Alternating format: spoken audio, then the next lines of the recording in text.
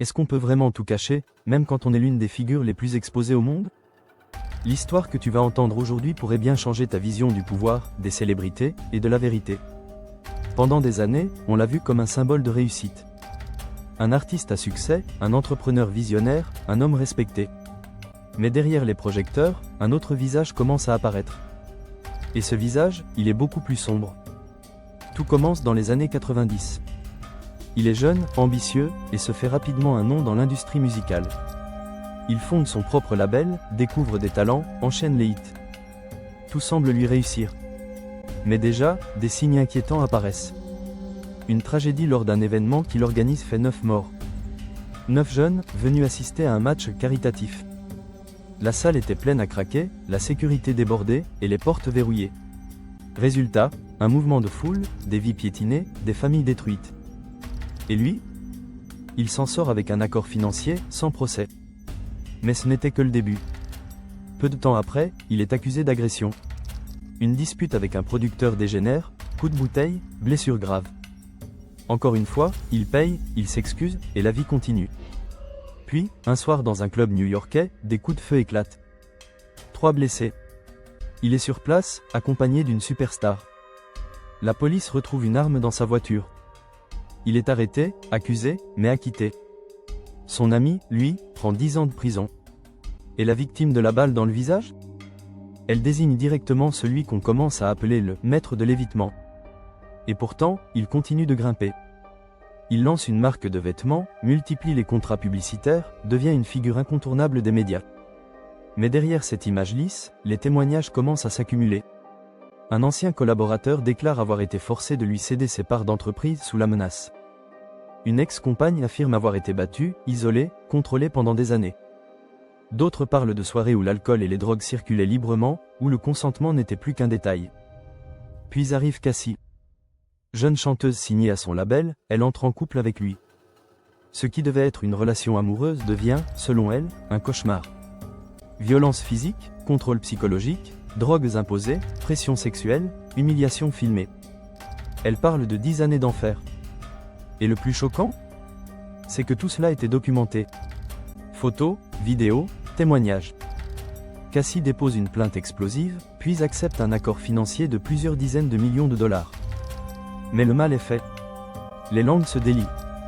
Un producteur l'accuse ensuite d'abus sexuels, d'avoir tenté de le droguer et de l'impliquer dans des orgies avec des célébrités. Des employés, des artistes, d'anciens amis évoquent une culture de la peur, de la manipulation, du silence acheté. Puis, en 2024, tout bascule. Les fédéraux débarquent dans ses résidences à Miami et Los Angeles. Armes, drogues, vidéos compromettantes, tout est saisi. L'enquête devient officielle. On ne parle plus seulement de violences domestiques ou d'abus d'influence. On parle désormais de *** trafic sexuel *** d'organisation criminelle *** de manipulation à grande échelle ***. La justice sort l'artillerie lourde, loi RICO. Une loi conçue pour démanteler les mafias, utilisée ici pour décrire un réseau structuré autour du pouvoir, de la peur et de l'argent. Pendant ce temps, les plaintes s'enchaînent. Des mannequins, des ex-employés, des artistes, des anonymes, tous racontent la même chose. Des soirées où ils étaient drogués à leur insu.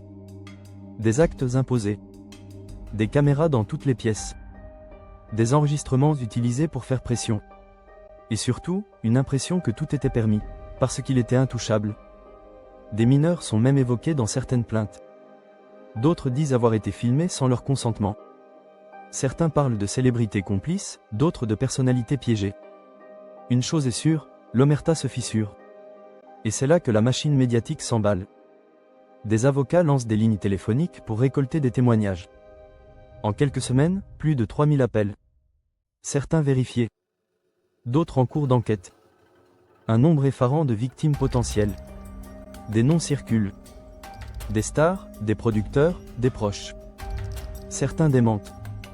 D'autres se taisent. Et lui, depuis sa prison, clame son innocence.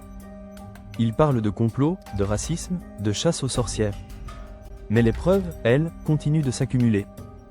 Le procès s'ouvre enfin. Et c'est un véritable séisme.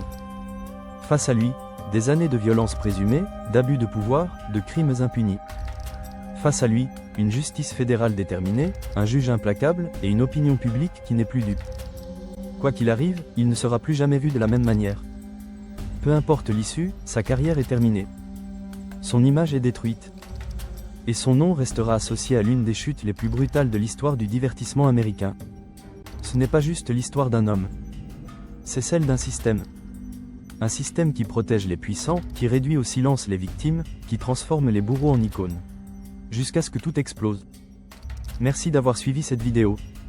Reste curieux, reste critique. Et surtout, n'oublie jamais.